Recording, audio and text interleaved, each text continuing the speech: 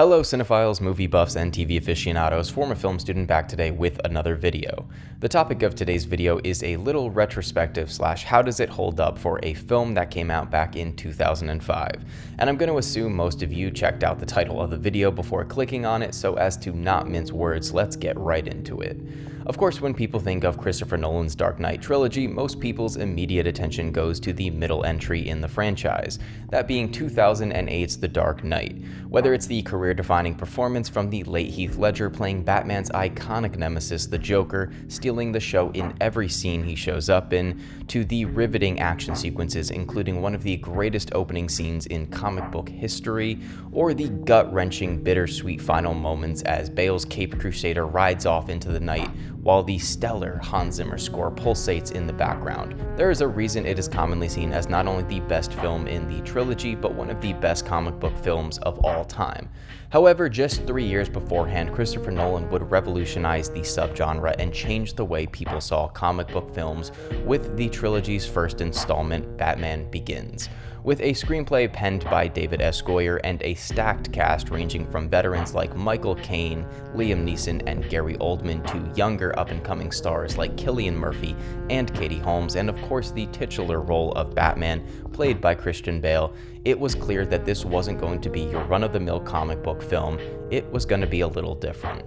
And that's not to say comic book films before Batman Begins were bad. You had the Christopher Reeves and Richard Donner Superman films from the late 70s, Tim Burton's Batman films from the late 80s and early 90s, and of course the X-Men films and Raimi's Spider-Man flicks from the early 2000s. However, there was always this caveat with superhero films. They were either for kids or geeks. Some of them made money and were able to slightly break down the barrier and engage with audiences on a larger scale, but it always seemed like superhero films weren't quite taken seriously. That was until Batman Begins hit theaters.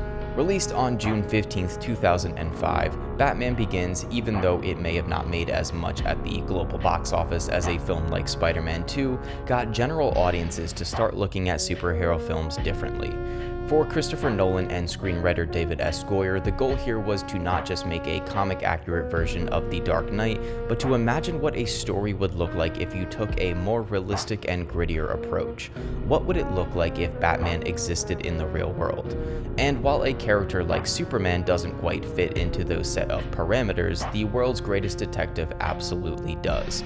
This being the 6th live-action version of Batman, if you count the Adam West version from 1966, set out to not only explore a more grounded approach to the character, but to explore the character's origins, as the Tim Burton and Joel Schumacher versions featured a Batman who was already active and at most only showcased a few flashbacks of the character's tragic roots. Batman Begins sought to show the audience not only Bruce Wayne as Batman, but show him becoming Batman. Even despite having to do damage control after 1997's Batman and Robin, widely considered the worst live-action Batman movie, this film was a hit, making $373.7 million at the global box office on a $150 million budget, and being a huge success with critics and general audiences, even garnering a Best Cinematography nomination at the Academy Awards. So the question remains, does Batman Begins still hold up? The easy answer? Yes.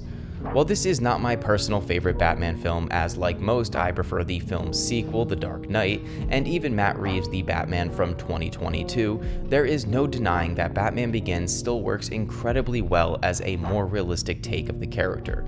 Even outside the world of a comic book film, it works really well as a gritty crime thriller. And as a piece of filmmaking, there's a lot to appreciate about this film, whether it be the strong performances across the board, the great action set pieces that are enhanced and emphasized by Nolan's dedication to using practical effects, which adds such a sense of authenticity to the scenes, the strong screenplay and storytelling filled with memorable and quotable lines of dialogue, and you always fear what you don't understand. All the while Hans Zimmer's score blaring in the background, elevating every scene it's utilized in. The film may have some flaws, such as some poorly choreographed fight scenes that are worsened by some very choppy editing,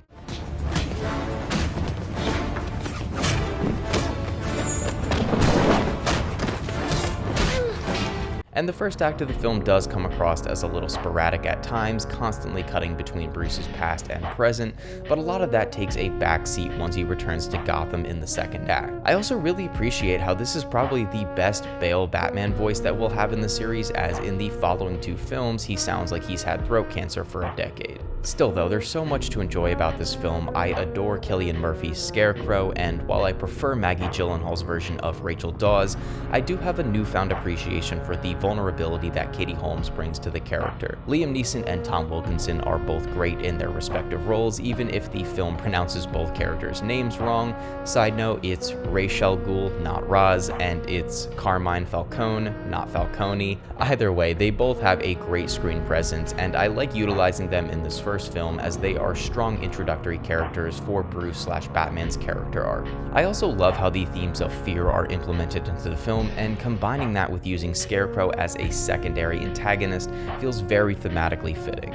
All around, it's a great starting point for a trilogy and really changed the way fans not only saw the character of Batman, but the way they viewed comic book films as a whole. Even though this may have started an unhealthy trend of trying to turn too many IPs into darker and grittier versions, I'm looking at you, Man of Steel, it's still not only a really good film, but very important to cinema and the comic book film subgenre. Well, that is it for today, folks. Let me know what you guys think of Batman Begins in the comments down below.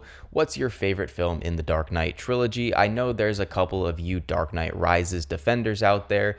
Either way, if you did like this video, make sure to click the like button, subscribe if you want to hear more from me, and click the little bell notification button so you get notified when I post new videos. And of course, I will see you guys on the next video.